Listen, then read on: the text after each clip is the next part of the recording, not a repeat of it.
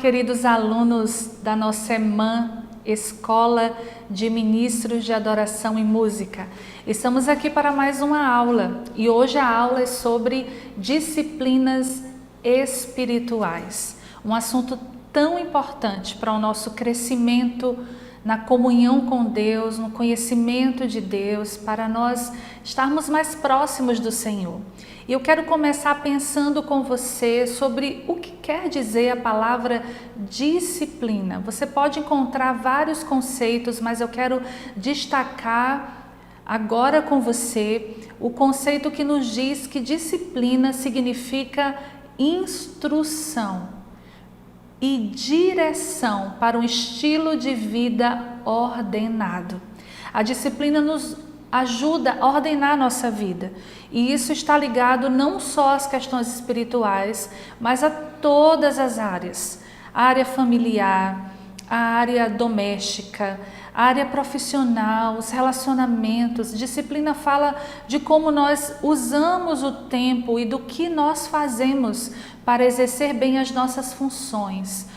Todos nós temos muitas funções, alguns até mais do que outros, não é verdade?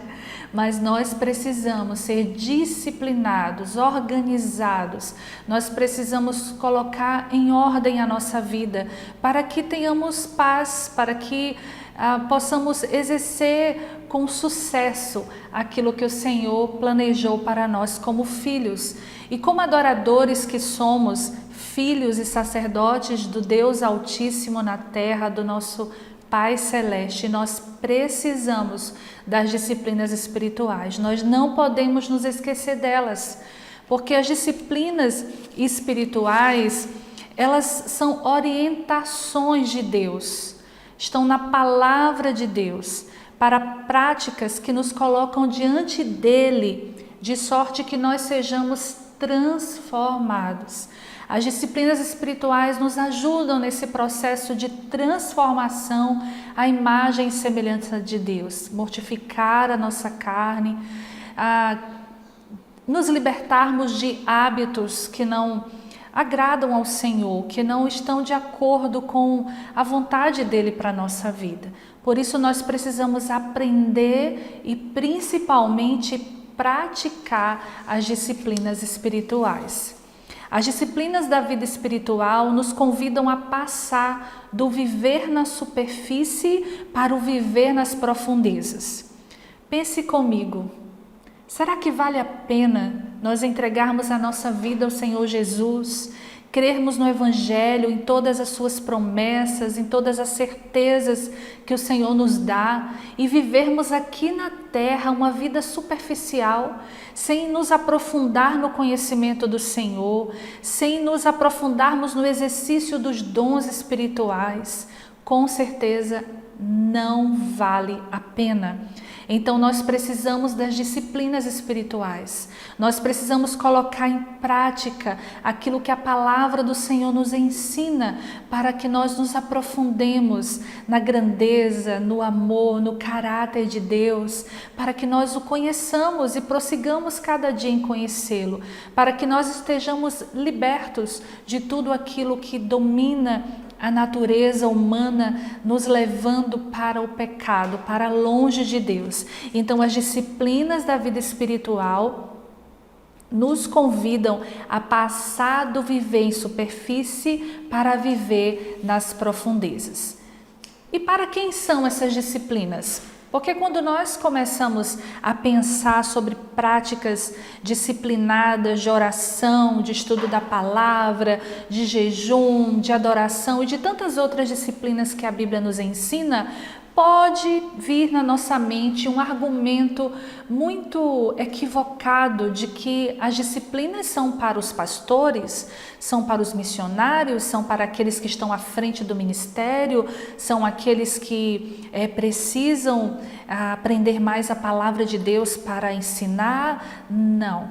As disciplinas espirituais são também para nós, líderes espirituais, mas principalmente, e Deus assim desejou quando ensinou em sua palavra, as disciplinas espirituais são para todos os seres humanos, para todos que desejam ter mais comunhão com Deus.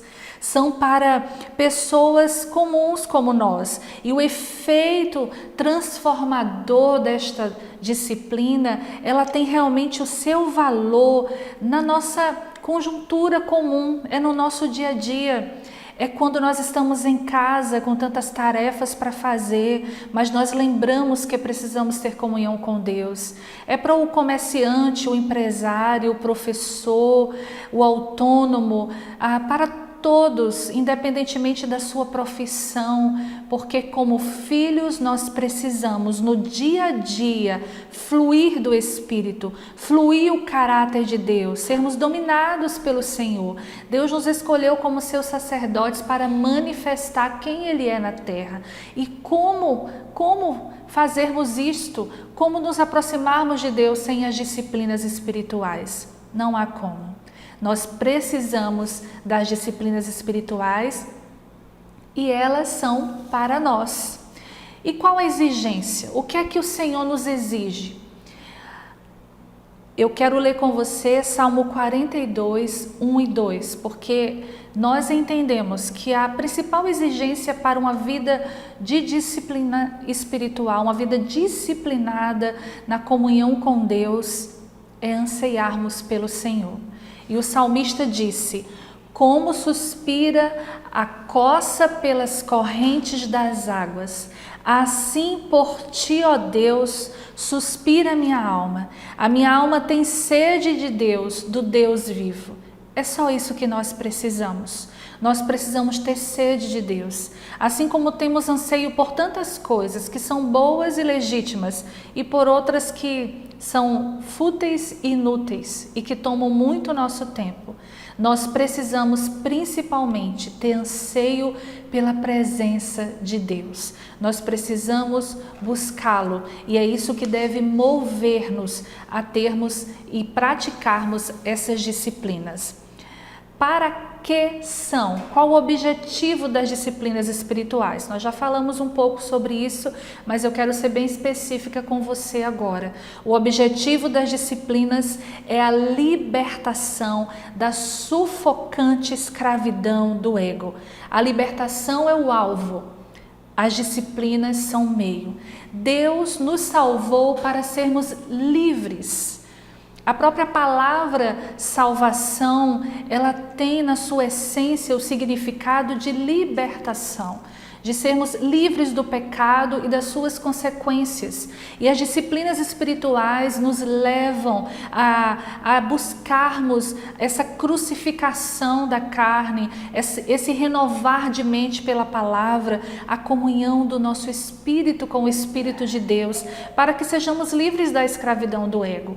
Todos nós nascemos com o pecado dentro de nós, todos nós nascemos com a concupiscência e nós não podemos dar lugar a ela, esse desejo muitas vezes incontrolável de fazermos coisas que não são boas, não são agradáveis, não estão de acordo com a vontade de Deus para nós.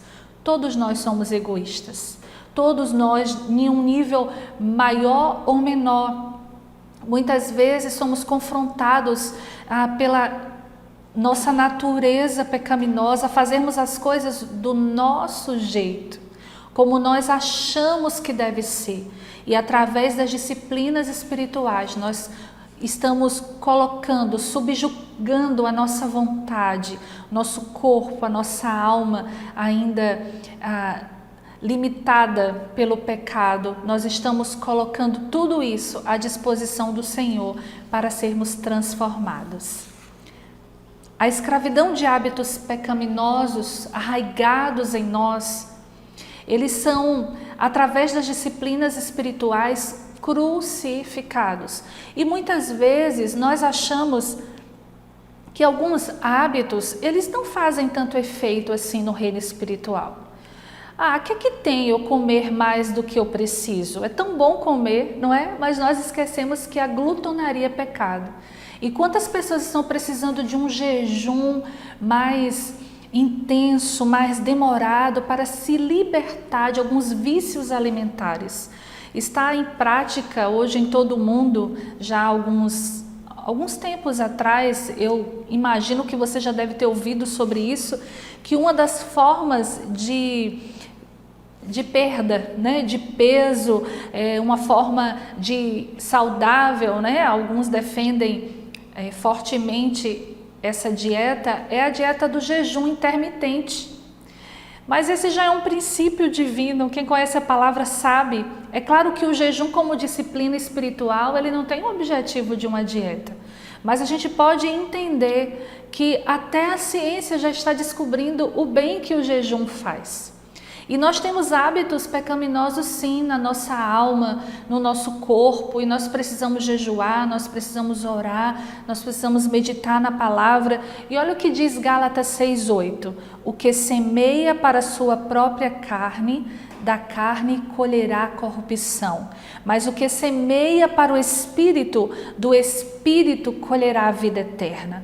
Como nós vamos colher as coisas do Espírito se nós não semeamos no Espírito?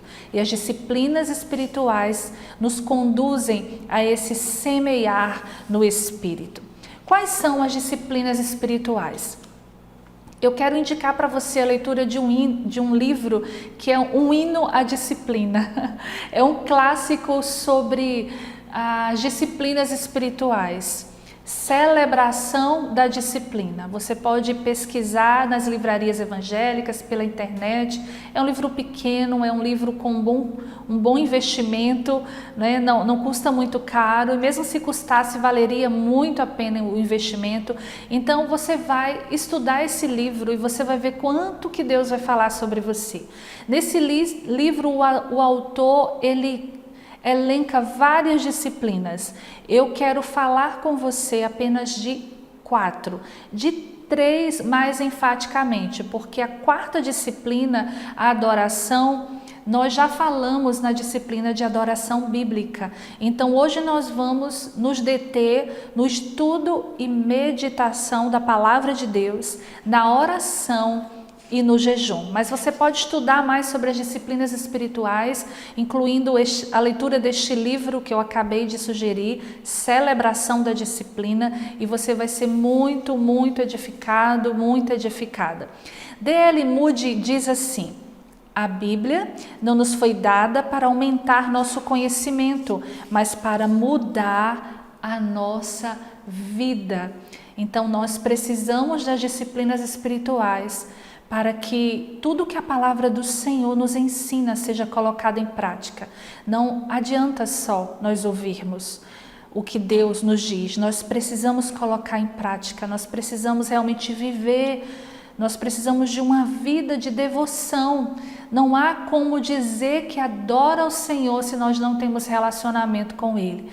E as disciplinas nos ajudam a isso. A primeira disciplina que eu quero meditar com você é o estudo e a meditação bíblica. Nós precisamos pensar que para termos um estudo realmente primoroso, um estudo produtivo da palavra de Deus, nós precisamos repetir, repetir e repetir. Não existe estudo sem repetição. Nós não devemos ter pressa para ler a palavra do Senhor, lermos apressadamente.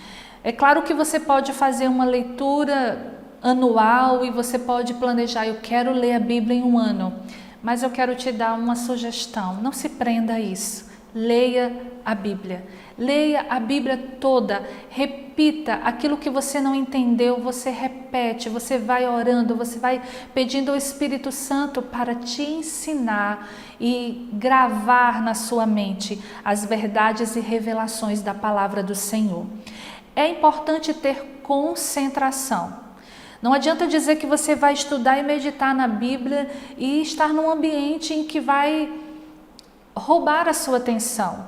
Desliga o celular, tira as notificações do celular. Coloca-te numa posição de concentração. Não importa quanto tempo seja, quanto mais tempo melhor.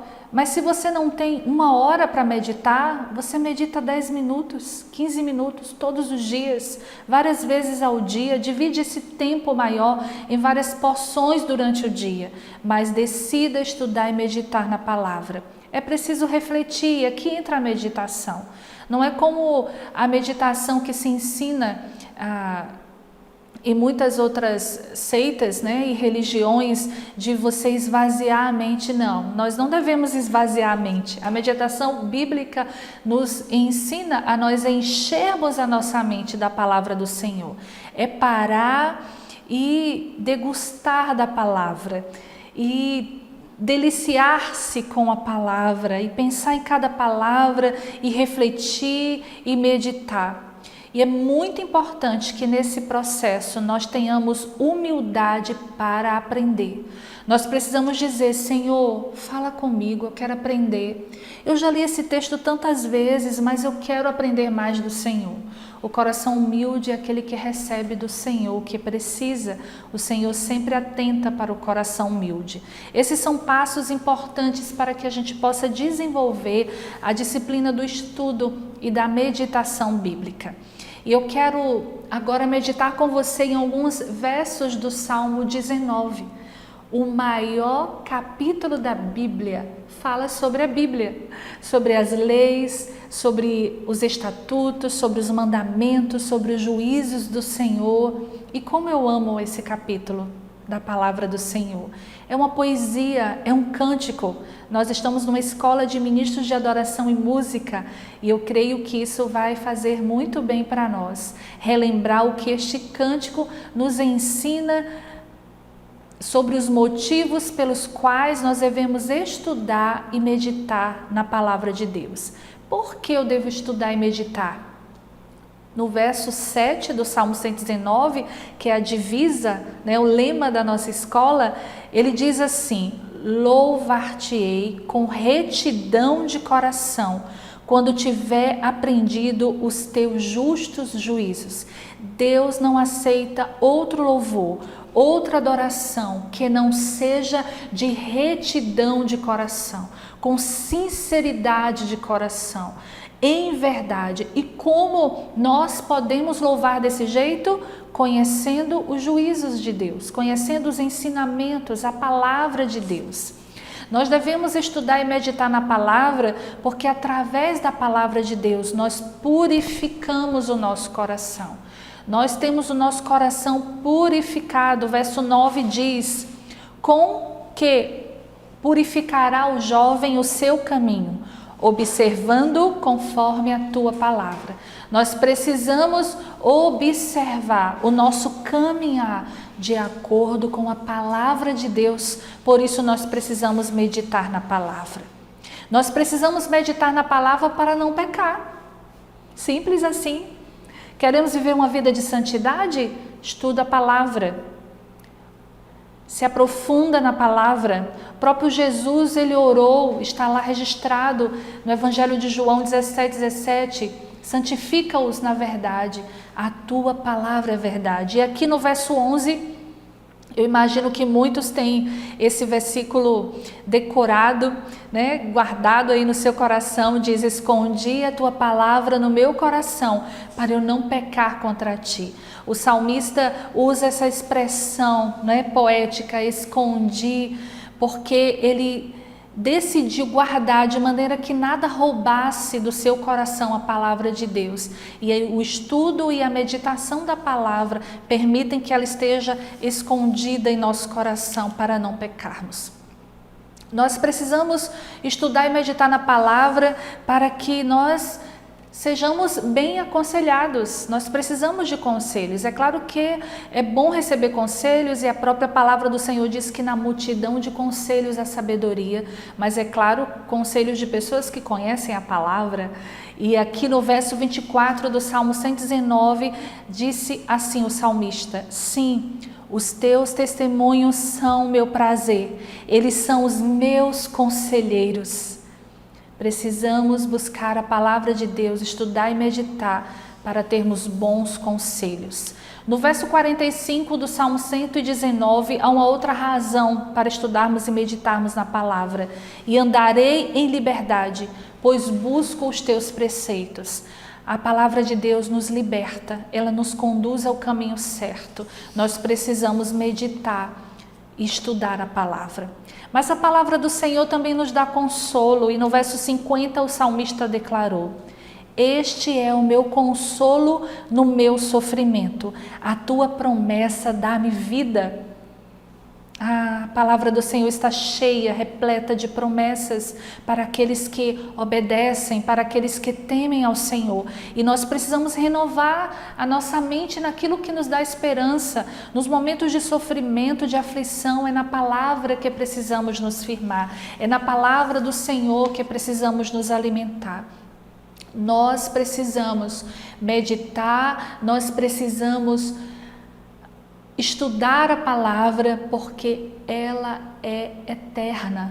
Tudo vai passar, mas a palavra de Deus é eterna. A tua palavra, Senhor, para sempre está firmada nos céus. Para sempre. Tudo vai passar, mas ela vai permanecer. Nós precisamos meditar e estudar na palavra. O verso 93 diz: jamais me esquecerei dos teus preceitos, pois é por meio deles que preservas a minha vida. Irmãos, nós precisamos estudar a palavra, meditar para preservar a nossa vida, diz o verso 93. Ah, quanto desespero, quantas pessoas angustiadas, quantas pessoas alimentando-se de más notícias, de mais informações. Nós precisamos das notícias. Nós sempre houveram notícias ruins, mas a palavra do Senhor preserva a nossa vida. Nós precisamos da palavra de Deus para termos sabedoria. O verso 98 diz: os teus mandamentos me tornam mais sábio que os meus inimigos, porquanto estão sempre comigo. Nós não vamos adquirir sabedoria tendo a Bíblia aberta em algum cômodo da casa ou em cima de algum outro móvel. Nós não vamos ter sabedoria carregando apenas o livro, seja ele o livro mesmo, né, em papel, ou seja no celular. Não adianta ter a Bíblia no celular se a gente não lê o celular. Ele diz assim: eu vou ter sabedoria porque os preceitos do Senhor, os mandamentos do Senhor estão sempre comigo, porque ele está estudando, meditando, relembrando. A palavra de Deus nos traz discernimento, saber o caminho, discernir, sabedoria. Tenho mais discernimento que todos os meus mestres, pois medito nos teus testemunhos. Nós precisamos estudar e meditar na palavra, porque nós precisamos de paz e segurança. E aqui no verso 165 deste salmo, o salmista declarou: os que amam a tua lei desfrutam de paz, e nada há que eu faça tropeçar. Por que será que nos falta paz tantas vezes? Por que será que erramos tanto? Será que não é porque nós meditamos e estudamos tão pouco na palavra? Será que não é porque nós dependemos apenas dos nossos mestres, dos pastores, dos professores, dos líderes, dos vídeos que nós ouvimos? E isso tudo é importante. Você está aqui assistindo essa aula, é importante. Deus colocou pessoas assim para compartilhar a palavra. Você mesmo pode compartilhar a palavra e deve, mas nós precisamos meditar, nós precisamos que a nossa mente esteja saturada da palavra, para que desfrutemos de paz, para que não tropecemos. Bem, a meditação bíblica, ela contrapõe todo o ritmo acelerado da sociedade. Eu acabei de ministrar para você alguns versículos, alguns versos do Salmo 119 que nos mostram o porquê que nós devemos estudar e meditar, quais são os efeitos desse estudo na nossa vida. E o estudo e a meditação, parar para pensar na palavra, vai de encontro, vai contra toda a vida acelerada. Tudo, e olha, irmãos, a vida acelerada, seja com o trabalho, seja com entretenimento, seja com coisas que deveriam ocupar a menor parte do nosso tempo e às vezes ocupa todo o nosso tempo disponível, tirando aquele tempo de trabalho, de cuidado com o que é necessário para uma vida organizada. Às vezes o nosso tempo nos leva a fazer coisas que não são meditar na palavra, não são estar na presença do Senhor através das disciplinas, e nós acabamos tendo uma vida superficial. Deus não quer isso para nós, então nós precisamos parar e meditar para sairmos da superficialidade. Por quê? Porque não é leitura pela leitura, apenas para informação. Nunca estude a Bíblia apenas para ter informação, porque a palavra de Deus é Deus falando conosco, é a revelação da sua vontade. Conhecer a Deus é ter a vida eterna. Jesus falou sobre isso, e esta é a vida eterna, que conheçam a Ti. E nós conhecemos ao Senhor através da sua palavra. Não é leitura por leitura, eu preciso meditar. A meditação cristã é a capacidade de ouvir a voz de Deus e de obedecer a Deus. É compreender as Escrituras como fonte de relacionamento vivo com Deus e com os outros, porque na palavra de Deus nós aprendemos a como nos relacionar com as pessoas, a como manifestar o caráter de Deus nos nossos relacionamentos. Nós falamos sobre estudar e vamos ressaltar alguns pontos importantes, práticas, algo que você deve observar para que você tenha esse tempo de meditação bíblica. Reserve um tempo e local para ler diariamente a Bíblia em espírito de oração, porque a constância vai gerar o hábito. Se você determinar, se você fizer esse compromisso com você, você vai gerar um hábito que vai estabelecer um caráter santo em você. Alguém já disse, a constância gera o hábito e o hábito estabelece o caráter. Nós somos o resultado dos nossos hábitos, daquilo que nós fazemos, daquilo que nós praticamos dia a dia. Seja no nível intelectual, seja no nível físico, seja no nível espiritual. Por isso nós precisamos determinar, ter um compromisso conosco mesmo, com o nosso crescimento espiritual. Reserve um tempo e local para isso. Decida, ou por uma leitura devocional ou por uma leitura sistemática. O importante é você ler. A leitura devocional, nós sempre perguntamos assim: o que Deus quer falar especificamente comigo por meio desse texto? Tem uma Bíblia de estudo que eu gosto muito, é a minha preferida, e ela é uma leitura devocional, né? É a Bíblia de estudo de aplicação pessoal. Bíblia de estudo de aplicação pessoal. Eu gosto muito de comprar Bíblias de estudos, porque cada estudo tem uma visão, né, ampliada, são muitos mestres que o Senhor colocou na terra, e nós precisamos também estudar a Bíblia e anotar aquilo que o Senhor fala conosco. Mas essa Bíblia de aplicação pessoal, de todas as que eu já estudei, ela realmente atinge essa necessidade. O que Deus está falando comigo?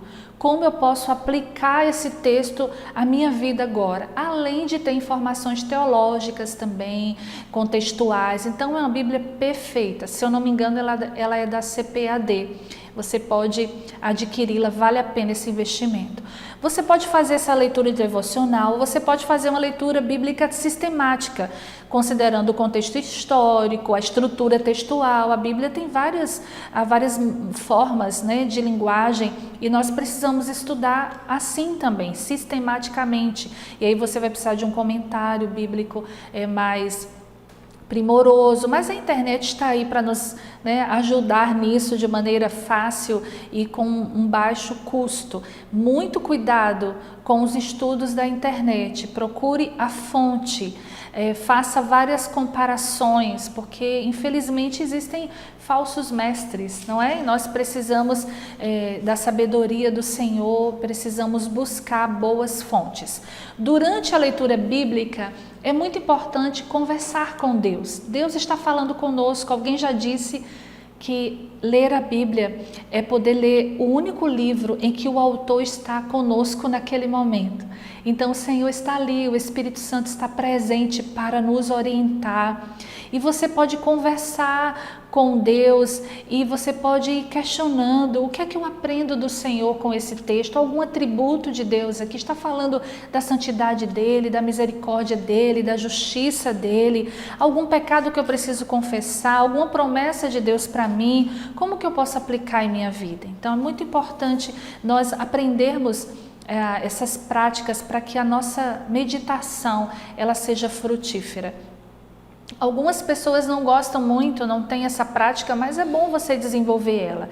Registre, nem que seja com uma palavrinha, aquilo que o Senhor está revelando, aquilo que você está sentindo, que Deus trouxe ao seu coração no seu momento ali devocional. Tente fazer isso, mesmo que você nunca tenha feito, comece. Você vai ver como vai edificar a sua vida, como vai ajudar você a desenvolver a meditação bíblica e a guardar a palavra. Busque também memorizar versículos bíblicos. Nós precisamos guardar isso, porque vai existir momentos em que você vai precisar deles. Como que o Espírito Santo vai lembrar algo que não está guardado ali na sua mente? Tenha certeza que ele vai sempre te lembrar aquilo que você já estudou. Então memorize mesmo, repita e memorize. Compartilhe na orientação do Espírito Santo o que você aprende com os outros. À medida que você vai compartilhando a palavra, a gente para tanto para conversar, tantas coisas bobas, né? Como seria bom se as nossas rodas de conversa tivessem coisas alegres, divertidas, assuntos familiares, de amigos, coisas que realmente edificam, como a Bíblia diz, mas principalmente a palavra de Deus, a palavra do Senhor. Então, queridos, a finalidade da meditação bíblica é conhecer a Deus e fazê-lo conhecido, é ouvir a sua voz e vivenciá-la sobre a terra. Por isso nós precisamos desta disciplina espiritual na nossa vida. E eu quero agora começar a falar com você sobre esta outra disciplina tão importante para a nossa comunhão, a nossa vida com Deus, o nosso sair da superficialidade, é a oração. Orar. Orar é se relacionar com Deus. É onde nós ouvimos e falamos com Deus. Nós precisamos orar. Como é difícil orar, irmãos. Todo cristão sabe que precisa orar, mas a grande maioria não ora. Nós precisamos orar andando, ao acordar, ao deitar, nós precisamos ter tempo de oração. Você que tem uma vida tão corrida, que tem tantas coisas para fazer, pare, nem que seja 5 minutos. Senhor, eu preciso falar contigo. Ore. Passe o tempo todo orando enquanto você está fazendo algumas atividades. A Bíblia diz orai sem cessar. Mas eu quero ressaltar aqui a importância de termos tempo com Deus. Você ama alguém. Você tem relacionamento com alguém, com um amigo, com um cônjuge, com um namorado, com um noivo. Será que você se sentiria alegre, amado, amada, se essa pessoa sempre conversasse com você correndo ou fazendo outras atividades enquanto conversa com você?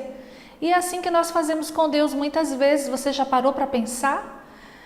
Não, Deus é a pessoa mais importante do universo. Dele viemos, para Ele voltaremos. Ele tem a resposta para todas as coisas. Nós precisamos parar. Se nós amamos o Senhor, nós precisamos parar para orar, parar para falar com Ele. A oração não começa em nós, ela começa em Deus e em sua vontade. É por causa dEle, é para fazermos a vontade dEle que nós oramos. Algumas pessoas perguntam assim, pode ser que você já tenha perguntado também. Se Deus já sabe o que nós precisamos, para que então Ele nos orienta a irmos até Ele com petições? Deus já sabe, Deus conhece tudo, Deus tem planos que não vão ser frustrados. Para que eu vou orar? Essa é uma pergunta comum, natural do ser humano. Mas a palavra do Senhor nos responde. Por que Deus quer que nós oremos? porque Ele é um Pai amoroso, porque Ele tem relacionamento conosco, porque Ele anseia se relacionar com seus filhos. Jesus, quando ensinou os discípulos a orar, a primeira palavra foi Pai Nosso. Pai, Deus quer ter relacionamento conosco e por isso Ele nos orienta a orar. E qual a melhor forma de crescer num relacionamento se não for falar com alguém?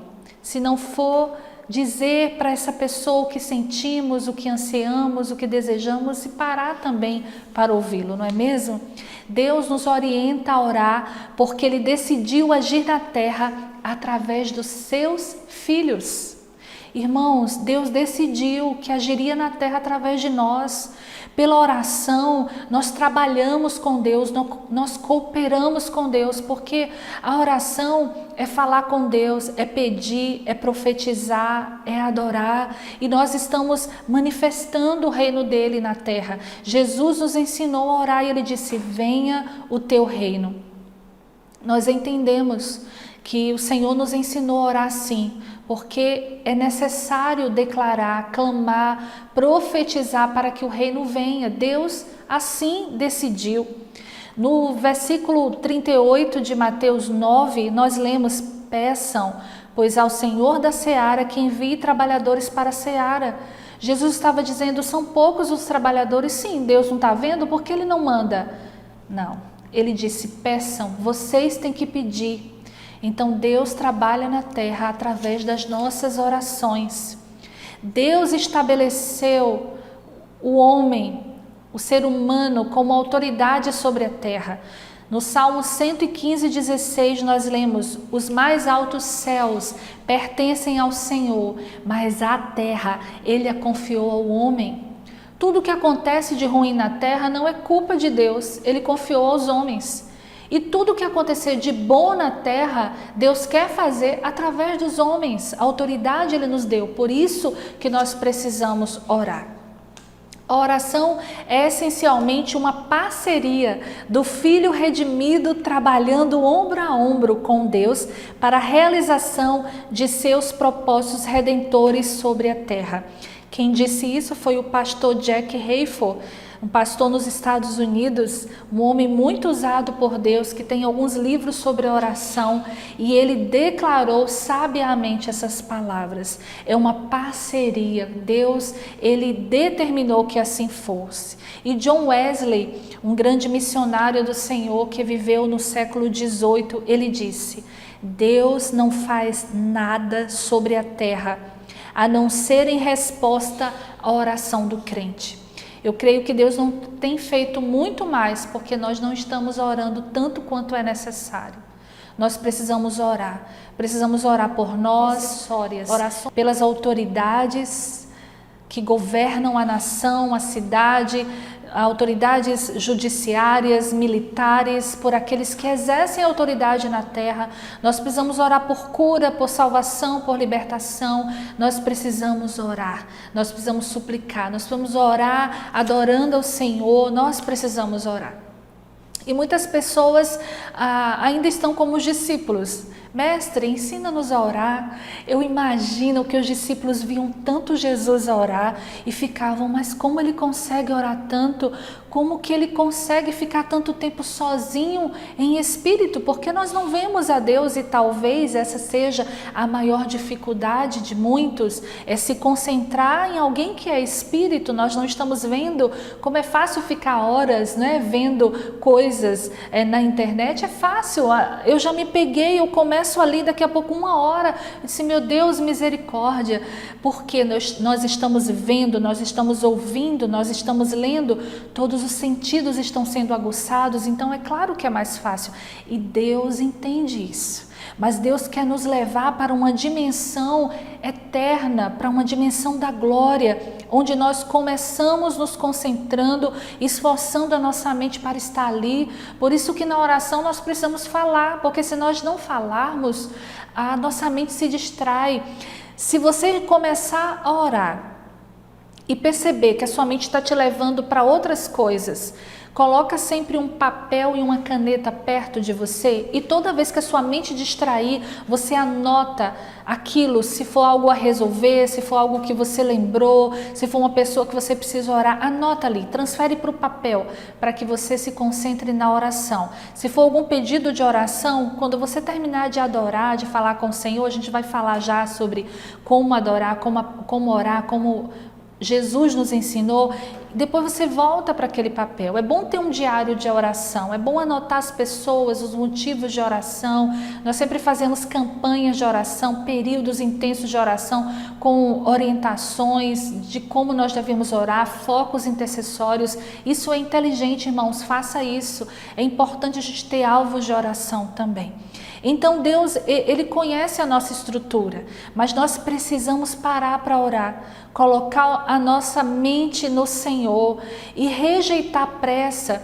Olha só, essa vida superficial que a geração atual tem levado, com certeza tem influência na rapidez que as coisas precisam acontecer. A tecnologia, o multiplicar da ciência acelerou a nossa vida, mas Deus continua o mesmo. Deus continua sem pressa, irmãos. Eu não creio que Deus tem pressa, porque Ele é eterno, Ele sabe o início, o meio e o fim. Quem tem pressa somos nós, que somos imperfeitos, somos falhos, nós não sabemos o futuro. Nós precisamos ser organizados, nós precisamos ser disciplinados. A Bíblia diz: aquietai-vos e sabeis que eu sou Deus. Está lá no Salmo 46. É para quietar, é para esperar no Senhor, enquanto nós obedecemos a sua palavra. Então, quando nós formos orar, preste bem atenção nisso. Nós não estamos ministrando uma aula de disciplina espiritual para você assistir e depois não seguir em frente, não praticar. Nossa oração, eu oro agora por você, que você seja despertado para as disciplinas espirituais, que você retire todo argumento contrário e você organize o seu tempo para alimentar a sua vida espiritual e o seu relacionamento com o Senhor. Então, como orar? Vamos orar? Vamos aprender a orar? Quem nos ensina? Jesus. Ele é o mestre. Então os discípulos estavam ali olhando Jesus orar, os discípulos estavam ali vendo a vida disciplinada de oração de Jesus, o dia cansado, ele saía para orar. Tantas coisas, tantas demandas, tantos atendimentos, falando muitas vezes, caminhando muitas vezes, e Jesus não negligenciava o seu tempo a sós com Deus, a sós com o Pai. Os discípulos perguntaram: mestre, nos ensina a orar. E ele ensinou. Está lá em Mateus 6, 5, 14 e em outros evangelhos também. E é nesta oração do Pai Nosso que nós vamos tomar os princípios de como nós devemos orar. Ele começou declarando: Pai Nosso, santificado seja o teu nome. Essa tradução santificado, ela não é uma tradução muito boa, porque nós não santificamos o nome de Jesus. Ele é santo. Então a tradução mais correta ao original é: Pai Nosso, santo é o teu nome. Ou então, que todos reconheçam que o teu nome é santo. Nós precisamos começar a nossa oração adorando a Ele, lembrando quem Ele é. Ele é o nosso Pai. Ele é aquele que está sempre perto, sempre disposto a nos ouvir. Qual pai não ouve o seu filho? Só se ele estiver muito insensato, muito distraído. É verdade, existem pais que não param para ouvir os seus filhos, e que pena, ele não está sendo um bom pai. Mas Deus é um bom pai e Ele gosta de ouvir os seus filhos.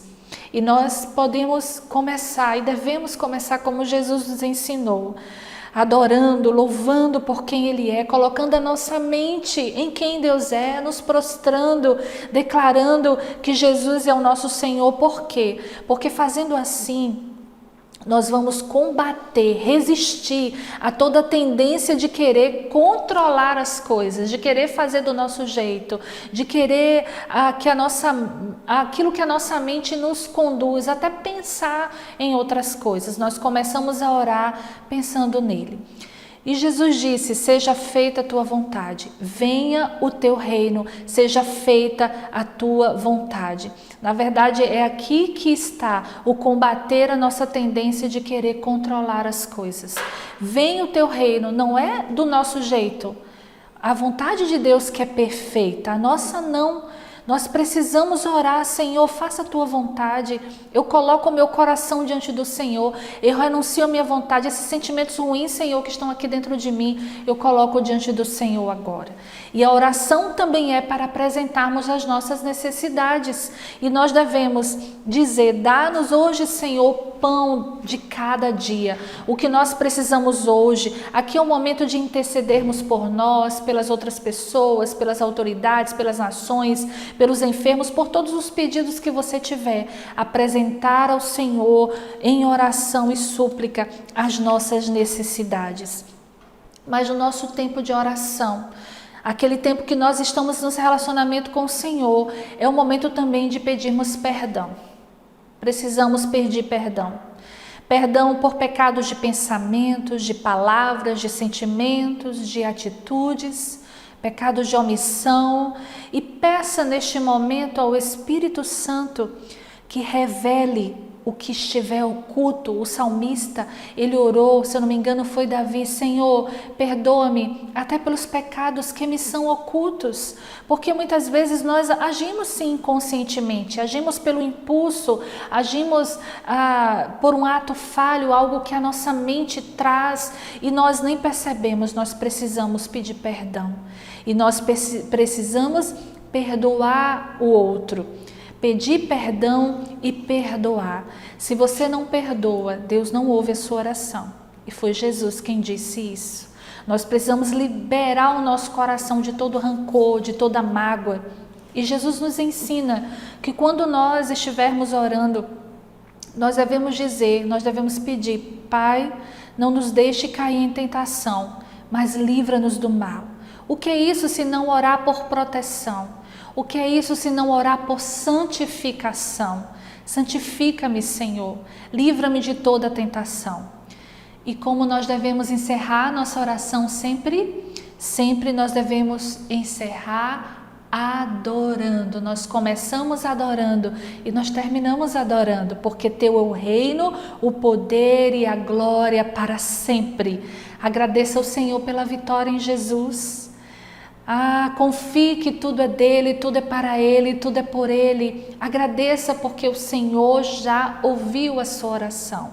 Principalmente se você estiver orando de acordo com a palavra. Eu quero indicar um outro livro para você. Eu aprendi a orar com esse livro. Que livro maravilhoso. E ele foi reeditado recentemente. Orando a Palavra, de Valnice Milhomes. É um livro maravilhoso, um manual de oração, e eu indico que você faça a leitura. A última disciplina que nós vamos estudar aqui nessa aula é o jejum.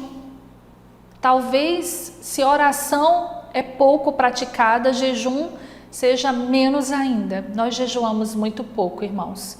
Os cristãos da primeira igreja, da igreja primitiva, a igreja do primeiro século, eles jejuavam muito. Na verdade, é uma prática, né, do Oriente, né? É uma prática de todas as religiões orientais, e os servos do Senhor, os judeus, né, o povo de Deus, ele tinha isso muito comum na sua vida. Nós não vemos muito falar no Novo Testamento sobre jejum, mas vemos falar, a gente vai ler aqui, porque é uma prática comum.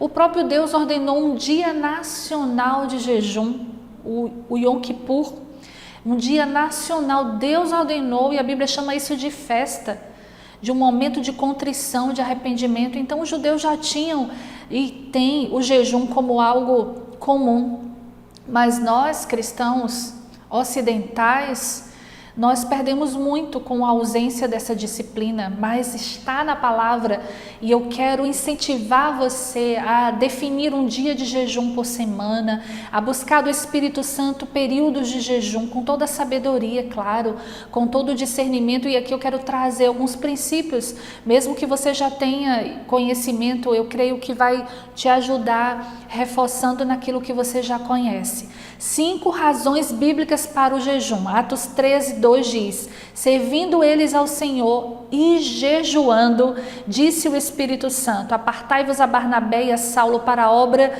da qual os tenho chamado. Então preste bem atenção. O jejum facilita ouvirmos ao Senhor. O jejum, ele nos ajuda a ouvir o direcionamento do Espírito. E aqui os irmãos da igreja precisavam tomar decisões missionárias e eles pararam para jejuar e estavam adorando e jejuando até que o Espírito Santo respondeu.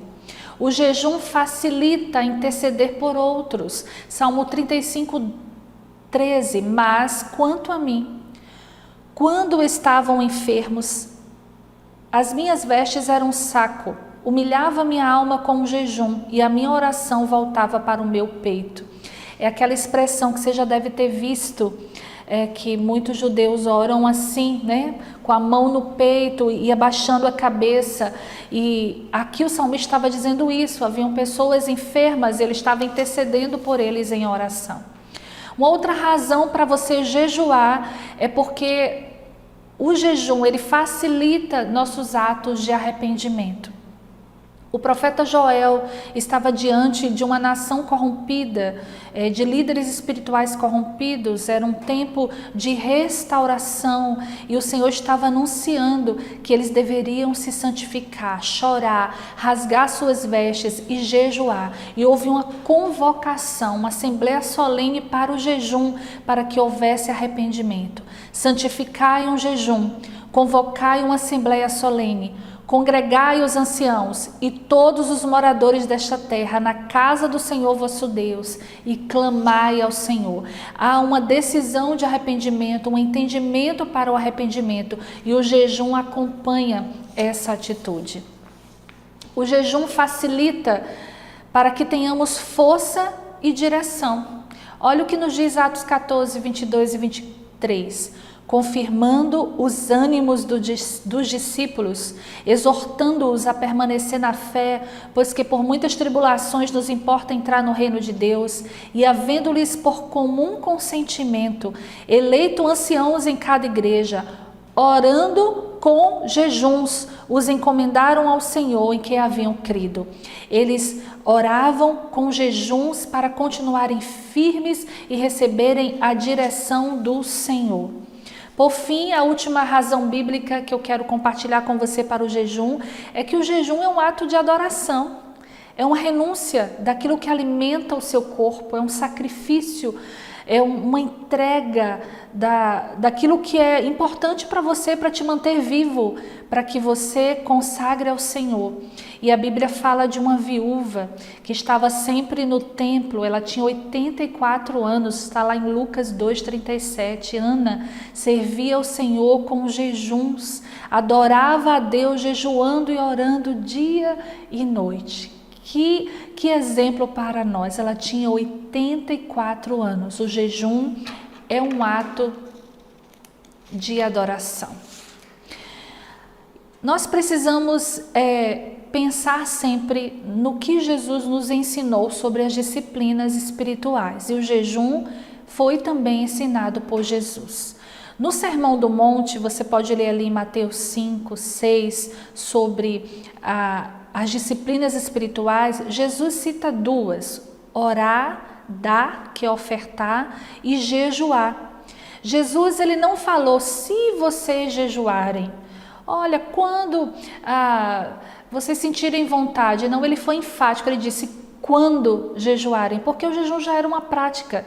Jesus estava ordenando, porque muitos oravam e jejuavam para se parecerem mais espirituais, para receberem elogios e reconhecimento do povo, para mostrarem que estavam orando e jejuando. E Jesus disse: não, quando vocês jejuarem, vocês lavem o rosto e não falem para ninguém e nem aparentem estarem contritos. O jejum é entre você e Deus. Então Jesus nos orienta. Jesus afirma que nós devemos jejuar hoje. Jesus foi criticado por muitos religiosos, né? Ele andava em muitos momentos de comunhão, de comilança também, de festas, e os fariseus que continuavam seguindo as tradições, né, dos jejuns, eles tinham jejuns semanais, eu não sei se você sabe, espero que sim, além das leis do Senhor, eles aumentaram muitas outras, então eles eram muito rígidos nisso e eles diziam: ah, Jesus, por que os seus discípulos não jejuam?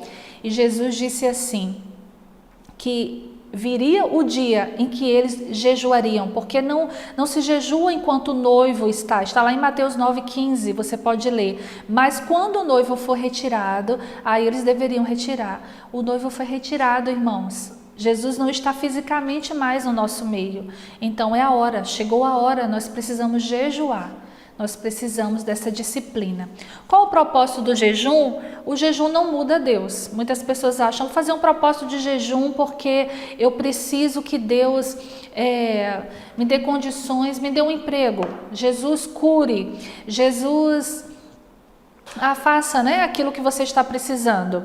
O jejum não muda a opinião de Deus. O jejum não é barganha com Deus. Você pode fazer um propósito de jejum e oração por motivos assim? Pode, porque através do jejum Deus vai te orientar. Através do jejum Ele vai quebrar coisas em você. Às vezes a bênção não chegou ainda por causa de pecados em você ou na sua família ou em alguém próximo. Às vezes a cura não chegou ainda. Às vezes a cura não chegou ainda por causa que precisa de espíritos malignos serem enfraquecidos. E o jejum faz isso. Então, o jejum não muda Deus, Ele é o mesmo antes, durante e depois do jejum. Mas jejuar mudará você, vai lhe ajudar a manter-se mais suscetível ao Espírito Santo. Quem disse isso foi o Kenneth Reagan e eu concordo com ele. O propósito primeiro do jejum é mortificar a carne.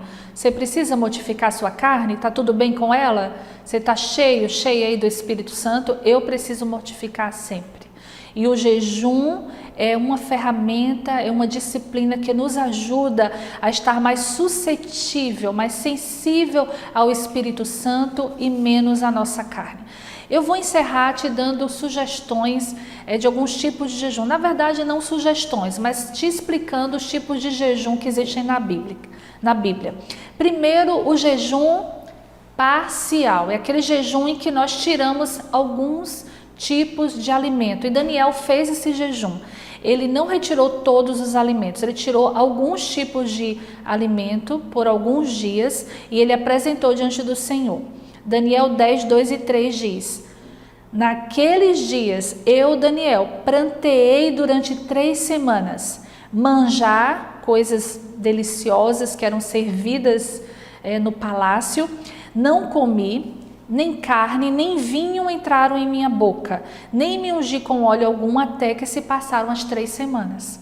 Então esse jejum é bíblico, você tira uma delícia, você passa por um tempo sem comer algo que você gosta muito, e são cada experiências que a gente tem, que ouve também, que através do jejum a gente percebe que alguns alimentos eles nos dominam, e o jejum nos livra desse domínio.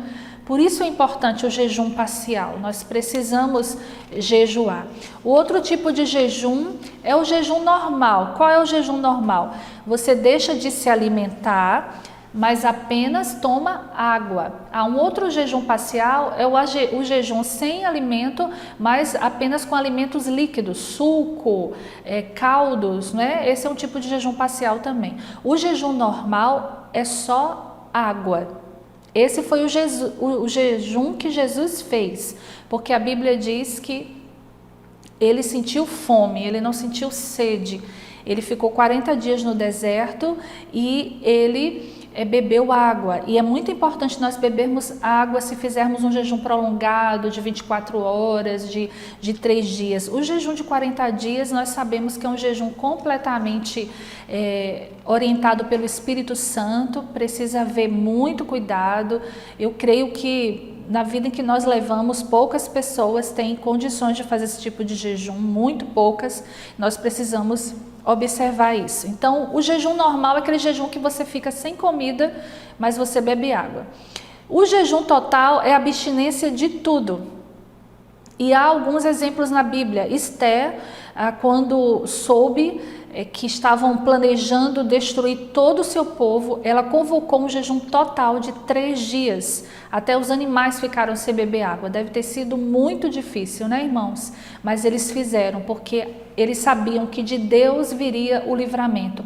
Aqueles espíritos malignos, toda aquela conspiração maligna que estava vindo contra a nação de Israel, contra os judeus, seria paralisado através desse tempo de humilhação. O apóstolo Paulo também, logo após a sua conversão, a Bíblia diz que ele ficou 3 dias sem comer e sem beber. É muito importante quando você jejuar, você entregar o jejum. O jejum não é dieta, o jejum ele é consagração. Não termine o jejum faminto, desesperado por comida. Não fique só sem jejuar, sem orar.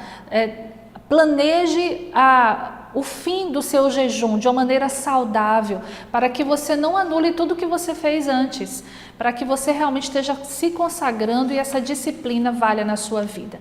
Por fim, meus queridos, as disciplinas espirituais, elas organizam a nossa vida, e para podermos exercer as disciplinas, nós precisamos ter uma vida disciplinada.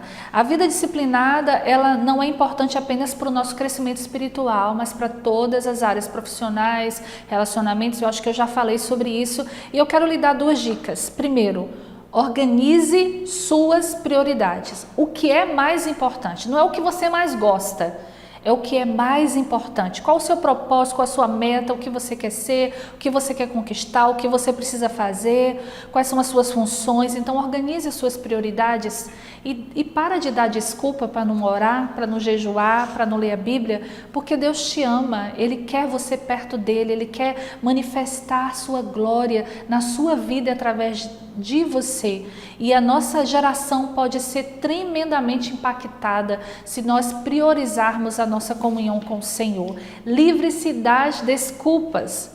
Por que você precisa se organizar? Porque você tem funções, você é inteligente, você não vai desperdiçar o seu tempo, você tem coisas importantes a fazer, você precisa pensar na eternidade, você precisa se mover pela eternidade. Eu quero encerrar com a leitura de Efésios 5, 14 a 18. Pense comigo qual a ordem do Senhor. O que é que o Senhor está nos ordenando na leitura desse texto? Eu vou fazer a leitura da versão na nova tradução da linguagem de hoje. Efésios 5, 14. Efésios 5, 14, nós vamos ler até o versículo 18. Porque o que é claramente revelado se torna luz. E é por isso que se diz: você que está dormindo, acorde, desperte, levante-se da morte e Cristo te iluminará. É preciso, para receber de Deus iluminação, um posicionamento. Se levanta, desperte. Acorde, para desse sono espiritual, dessa mornidão espiritual, se levante, começa a orar, começa a buscar o Senhor. Versículo 15, portanto, prestem atenção na sua maneira de viver, vejam prudentemente como vocês estão andando, analisa a sua vida, organiza a sua vida, o que é que tem sido prática na sua vida. Não vivam como os ignorantes, mas como os sábios. Irmãos, deixar de organizar a vida, deixar de ter uma vida disciplinada é burrice, é ignorância. A Bíblia diz: não vivam como os ignorantes, mas vivam como os sábios. Por quê? Porque os dias em que vivemos são maus. Você tem alguma dúvida disso? Não tenho nenhuma. Por isso, aproveitem bem todas as oportunidades. Na versão mais tradicional é remindo o tempo. Remir o tempo é justamente isso. Aproveitem bem as oportunidades. O que é que você precisa fazer agora? Administra bem o seu tempo. Escolhe. Não deixa o tempo dominar você. É você que domina o tempo. É você que gasta o seu tempo. Não hajam como pessoas sem juízo, verso 17, mas procurem entender o que o Senhor quer que vocês façam. Como? Lendo a palavra, orando. Nós precisamos entender o que o Senhor quer. Por fim, não se embriaguem, pois a bebida levará à desgraça. Irmãos, eu preciso fazer um parêntese aqui. Nós cristãos não nos embriagamos com vinho ou com bebida forte. Alguns até gostam de beber. Eu não bebo nada, nem vinho, porque eu não preciso disso para nada, nem para minha saúde, né? O álcool que o vinho produz, em outros alimentos a gente absorve, basta ter uma vida saudável com frutas e verduras. Eu escolhi ser como os nazireus, né? Eles se consagravam completamente ao Senhor, bebida forte não tocava na sua boca. Mas o que eu quero dizer para você é que muitos cristãos não se embriagam com vinho, mas se embriagam com outras coisas. Estão embriagadas com lazer, com entretenimento, com vídeos, com conversas tolas, com jogos, com impurezas, com pornografias. Estão embriagados com aquilo que traz prazer, mas não tem prazer na presença do Senhor, não tem prazer na leitura da palavra de Deus. Infelizmente, muitos desses estão no altar, pregando a palavra, ministrando louvores ao Senhor e acham que Deus está recebendo. Deus não está. Porque, primeiramente, a nossa vida precisa estar em comunhão com o Senhor, para que Ele receba o nosso serviço. Adorar primeiro e servir depois. Adorarás ao Senhor teu Deus e só a Ele servirás. Eu tenho falado isso constantemente e vou continuar falando. Primeiro adoração, depois serviço. Não se embriaguem com vinho, não se embriaguem com o mundo, não se embriaguem com os prazeres, mesmo os prazeres legítimos, os bons prazeres da vida que Deus deixou e que nós devemos aproveitar, mas não nos embriagar. Qual é a ordem? Encham-se do Espírito Santo. Não é Deus que vai vir nos encher, somos nós que nos enchemos, buscando a Ele em adoração, em oração, em jejum, em meditando na palavra. Você pode ler o final do capítulo e você vai ver como que nós nos enchemos do Espírito Santo. São através das disciplinas espirituais, de viver uma vida em obediência à palavra de Deus, que o Espírito Santo vai nos dominando e nós vamos nos tornando cheios do Espírito. Eu oro pela sua vida, eu oro por todos os adoradores, por todos os filhos de Deus, que nós sejamos praticantes das disciplinas espirituais. Que o Senhor te abençoe.